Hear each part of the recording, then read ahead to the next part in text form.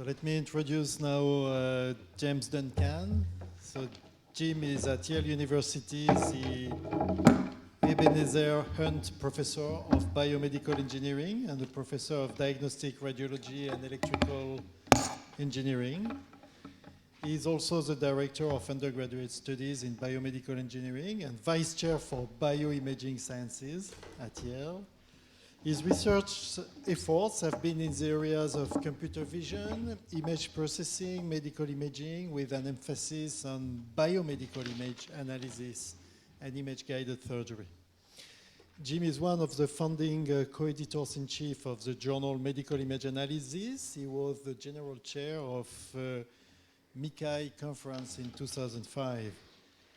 Jim is a fellow of the American Institute for Medical and Biological Engineering and a fellow of IEEE and of the MICAI Society. In 2013, he was elected to the Council of the Academy of Radiology Research, and in 2014, he was elected to the Connecticut Academy of Science and Engineering. Jim? Thank you, Nicola. And it's a pleasure and an honor to be here. Really listening to all these interesting talks. So I'd like to talk today generally about model-based strategies for recovering information from biomedical images, but I'm going to use a particular example to illustrate this based on recovering left ventricular strain from ultrasound images or echocardiography.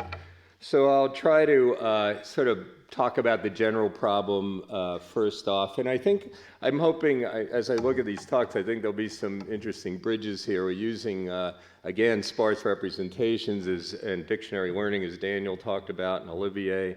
And then we're using biomechanically inspired models in a couple of cases, like Peter Hunter was talking about.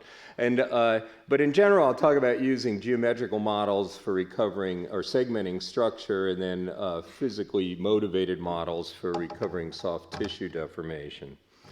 So here's the way I guess our lab sees the problem, as many do. We have a four-dimensional data set, ultrasound images of the left ventricle of the heart moving over in 3D over time.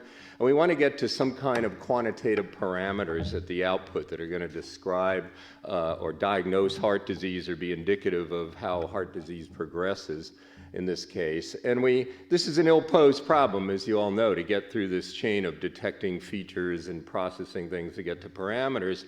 So we use models to constrain the situation, constrain the recovery. And the models are, well, as you all know, different kinds of models are useful for quantitative image analysis, anatomy and structure, for instance, shape and appearance, size and shape of normal and abnormal structure, functional information, maybe motion and deformation characteristics. And the models might come from geometry, functional relations, physics, and in our world, that's inspired by anatomy and physiology. So if the left ventricle is the main pumping chamber of the heart, it takes reoxygenated blood and pushes it back out into the arterial system to supply organs and the rest of the body. One of the things it does is it feeds back on itself reoxygenated blood. One of the key vessels to do this is the left anterior descending artery, and it's sort of a bullet-shaped organ in a sense with a finite thickness, and if this is a cut through that, an axial cut through that in cartoon, and if you eat too much junk food perhaps, this will block off and it begins to necrose or disease. The tissue starts to harden and get destroyed on the inner wall of the heart, the endocardium, and progresses out to the endocardium transmurally. And so we'd like to have an imaging technique, an analysis technique that can quantify this progression of disease. And also if you get in and maybe intervene with a stent or some kind of unblocking therapy, you could see the recovery of this information. The data we're using is four-dimensional ultrasound, as I said. So we acquire data both from dogs in an animal lab as well as humans using a Philips IE33 scanner with a matrix array probe. So this sweeps out a three-dimensional volume with ultrasound beams. And here are some of the acquisition parameters. Perhaps the key thing, it's about a sort of a millimeter cubed light resolution. And we can image in 3D or in 4D at 33 to 40 hertz frame rate. So too fast. Animal hearts you have to image a lot faster. And we're doing this in 3D. Here's the acquisition chain from the transducer through this early signal processing through commercial image formation by Philips, and then output here, what's called a B-mode image that you see here. It's envelope detection of the retrieved information, reflected ultrasound information. And here's the cuts through that sort of two vertical dimensions and the axial dimension. This donut is the myocardium and the blood is in the middle. Interestingly, and I'll talk about it in a second, we also pick off the information with a special board, hardware board that Philips made for us to get at the raw radio frequency information for reasons I'll explain in a second. And in fact, here's our algorithmic processing chain. Here's the scanner. It's the probes put up transthoracically through under the rib cage for humans, sort of just under the rib cage for dogs that we're imaging. And we have these two chains with what we feel is complementary information that's derived.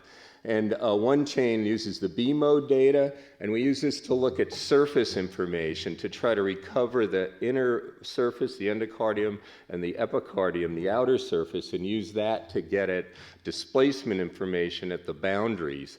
And these specular surfaces are seen quite nicely, or reasonably nicely, from the commercial B-mode envelope detected data. But we can't see things well in the middle of the wall here in our view. So we go to the raw RF. And this has, in the beams, there's a phase as well as a magnitude, and it's the phase tracking and the reflection off the internal tissue structure, the so-called speckle structure in the myocardium that we use to track in this chain. And I'll talk about work with Matt O'Donnell at University of Washington that does this. So it's putting together red displacements at the boundaries with green displacements here. This doesn't get good information at the boundaries due to the acoustic interfaces between blood and myocardium and background. And then we sort of use geometric models in this chain and sort of other signal processing models here and try to put it together with integration strategies that I'll also talk about in a second, motivated from biomechanics. And the key application here is to look at the heart at rest and stress here and look for trying to find hidden myocardial injury. So we're putting together displacements from these two pathways to get a dense set of displacements to then calculate strain. So the first path is to use geometrical models in the B mode to get at boundaries. And this is age-old work in our lab on object segmentation. And sort of a recent progressions look first at using Bayesian strategies to try to find the surface at time t by gathering up features from image information from 1 to, that should be t minus 1. And so we turn this around with Bayes' rule. There's a likelihood data adherence term and a prior term that really uses this so-called dynamic shape prior that I'll talk about in a second. The data then first are, this is the B mode data now. We model that basically as different types of Raleigh distributions, or as sort of a combination of them called a Nakagami distribution. And these, by the way, all of this information is going to be put together in a level set strategy, so distance functions to estimate the zero level set to find surfaces. The data adherence then uses these three different Nakagami distributions in combination, but they're really looking at on either side of an evolving surface using this Chan and Vasey surface evolution technique, if you're familiar with the level set world. The prior information is assembled with point distribution models, but in a multilinear subspace, or a decomposed multilinear subspace. The idea is that we might either could manually trace out the endocardium and epicardium tediously over hours of 40 or 50 data sets, or we might sort of seed this with a piece of our automated algorithm, and then anchor everything using point distributions, sampling these surfaces to one point. And each one of these is a patient evolving over time, and this is different points in the cardiac cycle. So we decompose that into this multilinear subspace of subject by motion by landmarks, and then we can then take the information from one single subject up to time t-1, project it into this space, and pull back a prediction for the surface at the next point in time, finding the nearest things in the database that looks like what that should be based on the first 0 to t-1 pieces of information. We then put that in this sort of dynamical shape prior, actually Gaussian-like setup, and try to say that find a surface that then roughly adheres to what's pulled back from the database using an L2 norm. So we have a variety of results on this, especially in animal studies, using 22 frames over the cycle, sort of a coarse resolution of the dotted lines, the manual showing dotted lines for the end of the epicardium. This is a slice through a three-dimensional frame just to show qualitatively what goes on. And quantitatively, testing on 15 open-chest canine studies, using these 3 error measures using the data from the Philips system, that we call this a subject-specific dynamic model. And it did better than 2-frame prediction or single-frame sort of gross statistical shape models. As you'll see, the MAD and the Hausdorff should be lower here and the percentage of true positives higher. And it worked out pretty well for these 2 surfaces. But all of this is done with a lot of training over hours and hours. The processing on this takes even a half hour, maybe up to an hour for a 20-frame data set. So we were motivated to look at another strategy using appearance, and we were interested in looking at dictionaries and sparsity to solve this problem. And in this approach, we just take information at one time frame, noting that at different scales, we can roughly get a coherence of the BMO textural patterns over time from frame to frame, and set it up with a multi-scale sparse representation and dictionary learning. The initial idea here was to just segment something at time 1 and then propagate it using dictionaries and sparsity over the rest of the times.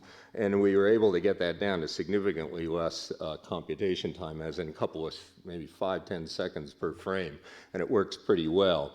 Let me just explain that a bit. So the initial idea might be to hand segment, or maybe use some coarse idea to segment the first frame, and then train dictionaries of blood pool, myocardium, and background, 2 at a time.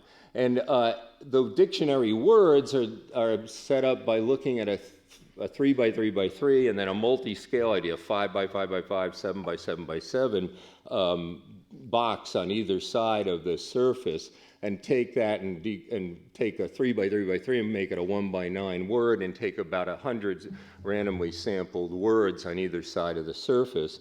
And then we want to sparse code everything else as training samples in that, and learn a dictionary for blood pool, myocardium, or myocardium and background, and then pass that to the next frame, do a residual test and embed that in a level set framework, and then sort of find the new surfaces, endocardium, epicardium, and pass that along. We use this 3 sets of scales and thought of each one as a weak learner, and put it together with an AdaBoost-like framework and combining the multiple scales in that way. So the whole idea is a back and forth between sparse coding using, I show here an L0 norm, I think we use an L1 norm in practice, and dictionary learning, updating a dictionary. So taking the 100 random samples for the first dictionary, then looking at other random samples, maybe 100 or 200 on either side of the boundary, initialized, use orthogonal matching pursuit to do the sparsity calculation, get a residual for that from the training samples, and then update the dictionary by replacing one of the columns. This is using this K-SVD technique that maybe some of you are familiar with, single value decomposition K, and then iterate this by replacing a column, redoing the sparsity, compute the residuals, and learn the dictionaries for each of the classes. So here's sort of the dictionaries at a coarse, medium, and fine scale for blood pool and myocardium. I don't know, the coarse scale maybe separates a little bit. It's hard to see visually too much what's going on. So the learning goes on through this first step, as I was just talking about. Then once we have appearance classes, we pass it to the next dictionaries for each appearance class. We pass that to the next frame in the sequence and test a sets of points everywhere and you could use any kind of classification. We use this residual idea. I think it was Guillermo Shapiro, in fact, that at least I saw in the literature that looked at this. And once you compute the residuals, you look for the smallest residual as the one that you decide is the tissue type that you'll classify that new voxel at the next time point into. And so these residues are used to do the classification, and that sets up a distance surface that you embed in this level set function. So we're seeking now a level surface phi, looking for the zero level set at the next time frame for pairs of classes, myocardium and blood pool, myocardium and background in this term, and the other terms just adhere to the Rayleigh intensity distribution. This passes a surface shapes from the last one and an overall smoothness constraint. And so here's 16 or so, something like that, or maybe it's about 8 or 9 of a 20 frame sequence. And it does a pretty good job getting the endocardium and epicardium, and now down in about 5 to 10 seconds per 3D frame, which is about 250 by 250 by 250 voxels over 22 frames. So in a few minutes now, or maybe 5 minutes, not real time yet, but getting faster. And we're thinking about combining the shape-based priors if we can get it in there quicker, but this technique's working pretty well. And here it's showing that it works comparably to the subject-specific models that I talked about before. This is the results here, so it's pretty comparable and certainly better than using just Rayleigh and a single surface constraint alone. So now we have these surfaces, and we use these as context to find shape tracking information at the boundaries in order to get displacements about the myocardial walls, and use it as a rough constraint on what you'll see in a second to guide interior speckle tracking from the RF. So here's the processing chain again. I just talked about this piece. Now I'm going to talk a bit about this piece and how to put it together. So we've been working for a while on using the idea of just preserving local shape from frame to frame in a cardiac sequence. Here, this is a differential geometry-like problem. Take the principal curvatures at local surface patches. And here you see green coded as the amount of bending as more highly curved regions that it takes a lot of bending energy to bend away from flat, and white is the flatter regions. And the idea is to pick up each little piece here from these detected surfaces at very small samples sampled around the heart, the walls of the endocardium and epicardium, and send out a plausible search region and match those local curvatures, again, using just basically differences of average principal curvatures. And you can end up over time with this needle map. We've done this years ago and continue to use ideas right around this, where the displacements are the surface tracked information locally. As I said before, in the middle of the wall, obviously we can't use boundary information or shape information, so we go to the raw RF speckle tracking, looking for speckles developed in the middle of the myocardium. It doesn't work well with the acoustic interfaces. And Matt O'Donnell at University of Washington has been working on this for years in the world of elastography, sort of palpating things with sound waves, looking for stiffness properties. And he just runs a collection of gate array correlators on the ultrasound beams, both along the beam and across the beam, does some correlation filtering and Viterbi-like filtering to end up with correlation coefficients. And so it's correlations with a sort of a weighting inside the myocardium. If you took a cut through a three-dimensional frame and looked at a couple of small views of it here, this is the myocardium and the blood pool in here. That's looking at the B mode data. This is computed from the RF. And there's sort of a mid-myocardial wall pretty high correlation coefficient between a couple of frames. And you can just overlay this on top of the 3 axial elevation lateral readouts and get high accuracy displacement values from these correlations, basically tracking the phase, as I said, and we use that for the mid-wall displacement estimation. So now we need to put this together, the displacements at the boundaries and the displacements in the middle of the myocardium. And we first started doing this by using these detected epicardial and endocardial surfaces and running a meshing algorithm.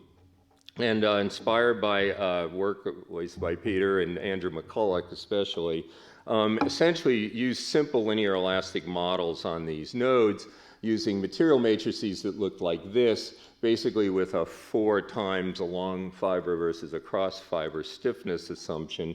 We even overlaid not really subject specific, but canonical fiber coursing maps on top of this at diastole. And the idea then is to take these displacements, here you see just the boundary, endocardial boundary-based displacements, and pull on this meshed information where the material matrices, using also an incompressibility assumption of a Poisson ratio of about 0.4 on this, and abacus using finite element computational techniques to get a dense set of information. And sort of here's a piece of the myocardium just deforming based on those displacement values. So this is really, you could set this up as a Bayesian problem of getting a dense set of displacements U from adhering to a sparse set of displacements UM, smoothed by what amounts to this material matrix embedded in a stiffness matrix K, pre and post multiplied by a strain displacement Jacobian. And really, you could think of this as sort of a Gaussian-like, Markov-like term on the material parameters. And if you sum over all elements, you can basically solve this analytically. It says, give me a dense set of U's everywhere that adhere to the sparse U's, maybe by their confidence values, how unique the shape matches and how strong the correlation coefficients are. And then using the simple linear elastic model embedded in K here is the strain energy smoothing function, and solve that for U. So the only slide I had in this was using the same idea on MR, but it illustrates the idea. Here's the normal canine heart. Take the bullet-shaped left ventricle, turn it on end, slice off the base and the apex, and then look at the radial strain in this case. You could get strains in any, it's a strain tensor that's computed, so you could get any direction you wanted. And here it is at diastole through different stages to systole, and you get approximately uniform stretching radially in all directions, about 25% from this dog heart. And then 1 hour post-LAD, post-left anterior descending artery occlusion, you see that in the region that's fed by this, there's a set of 0 to slightly negative strains, patterns that develop in the anterior apical wall where the infarction was caused due to this blockage. We did a bunch of tests on dogs. Here's the one result from 6 dogs, just showing that we could at least statistically distinguish infarcts or injury that was halfway across the wall from totally across the wall as a first step. But as we got more serious about this and wanted to move towards something that was computationally feasible and a little less complex computationally, as Peter was talking about, went to an idea of trying to look at meshless strategies as opposed to doing the meshing, which can be quite computationally challenging and not even always so accurate as you get certain corners around like papillary muscles and things. So we decided to look at a strategy based on radial basis functions where it's sort of a mesh-free-like technique where we started by just trying to look at coarse, medium, and fine scales to do the interpolation between gathering up high confidence information at the boundaries and the mid-wall. So here's the 2 pathways again, and we just integrate it with radial basis functions. Here's sort of a gross kind of, the red again are the shape tracks, the green, the speckle tract, RF information. You can see circles here in 2D, just trying to interpolate to a dense set of displacements. Here's the actual displacements that I keep showing, the red, the boundary, and the pink, the B-mode boundary based, and the green, the RF based that we're trying to put together. And it amounts to sort of assembling information with different position centers and widths on these radial bases, weighted in different ways. So we did this in a pretty deterministic way as a first step, and just recently published a paper that's coming out this month in, I think it was TMI. And we compared it not so much as, we've run these things through implanted markers on dogs to try to get local sparse or sort of local regions to show that we have accurate strains. But as sort of a silver standard on these 8 or 10 dogs, we did both ultrasound, 3D ultrasound imaging, and MR tagging. MR tagging is a technique that looks visually quite nice. You lay down these saturated tags and it follows the motion. And I think it's not, we feel that the ultrasound's a more clinically viable direction in many ways, but MR tagging is something to compare to and something that people visually like. So we did this in 4 layers using the HARP MR tagging scheme, compared to what I just showed you using radial basis functions in a more sort of fixed way, looking at the scales. And in 6 sectors at 4 levels, there's these 6 sectors around the heart wall at 4 levels on the myocardium, we got pretty good median correlation coefficients in the radial and circumferential strains. The MR tagging didn't do so hot with the longitudinal strain, even though we were able to get it. The interesting thing is if you look over time development in an infarct zone and then a normal zone, the MR and the ultrasound derived information tracks pretty well. We also were able to show in these sectors that when you combine 2 techniques, this integrated technique, there were better correlation values than if you use just the shape on the boundary alone or the speckle in the middle of the wall alone. So we're quite happy with this and trying to move forward on it. And in fact, the direction we're moving now is to try to continue to build on these techniques using, thinking about doing it in a more principled way or somewhat more principled way. And radial basis functions have an interesting tie to the sparsity world and thinking about dictionaries. So we actually parameterize this information as weights on a set of a collection of radial basis functions assembled in a matrix H.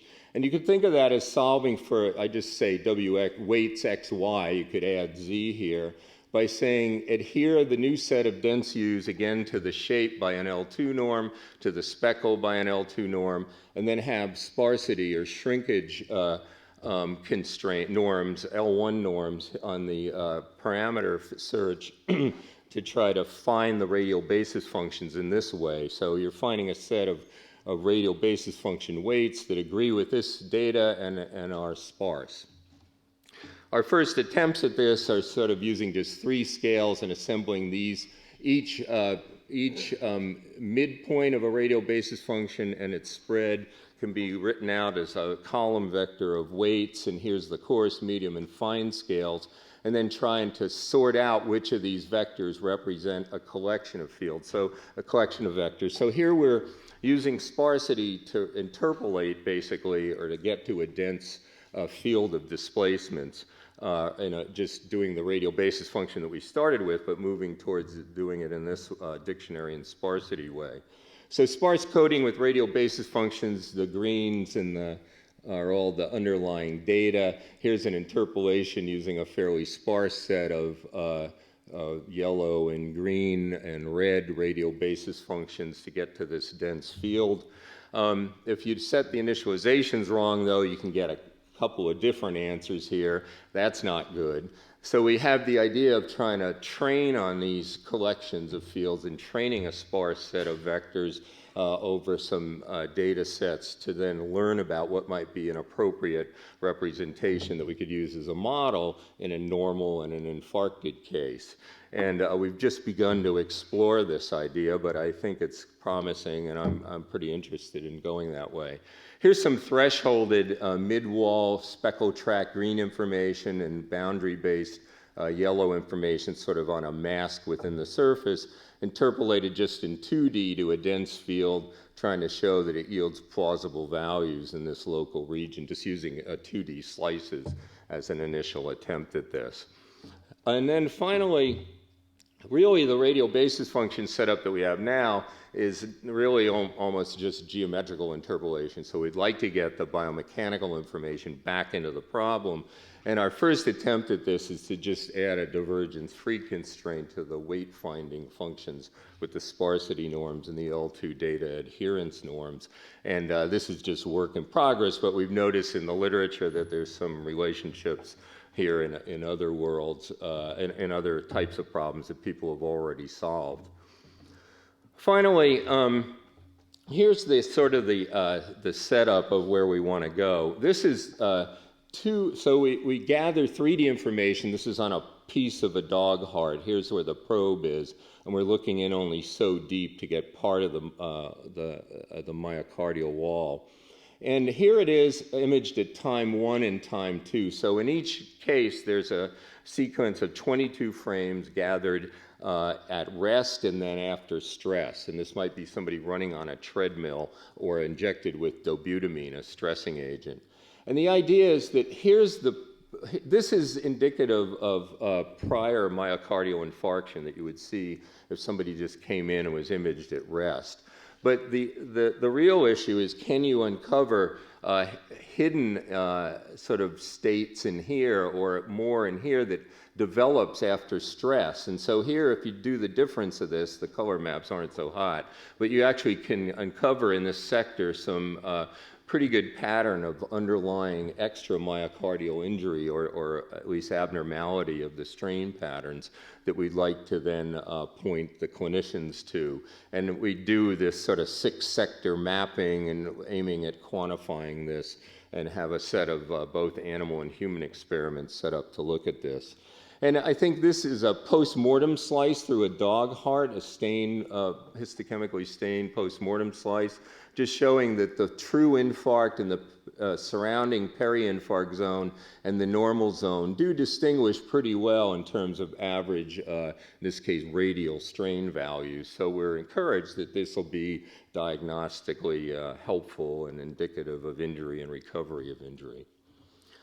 So we've been working for a while on this. We're mostly still using normal models. We like to develop abnormal models and moving towards these sparsity ideas and radial basis function coding.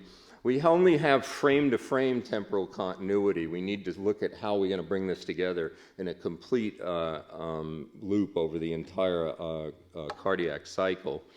And we're trying to move towards core algorithmic principles in terms of reduced complexity, but still getting biomechanical and appropriate geometric constraints into the problem. We like looking at sparsity and even the segmentation, maybe shape theory, but biomechanics is another piece of it.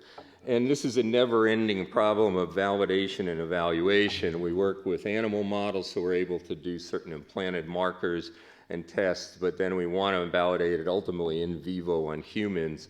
And so far, really I guess it's the initial step is plausibility and reproducibility that the clinicians will go along with. These are interdisciplinary groups that work on this. Al Sanusis is the cardiologist that's been my collaborator for many years. Matt O'Donnell, the ultrasound expert. Samita Sampath was one of Jerry Prince's students that was with us for a while and understood the MR tagging and the HARP ideas. The rest of the folks are mostly from our image analysis lab.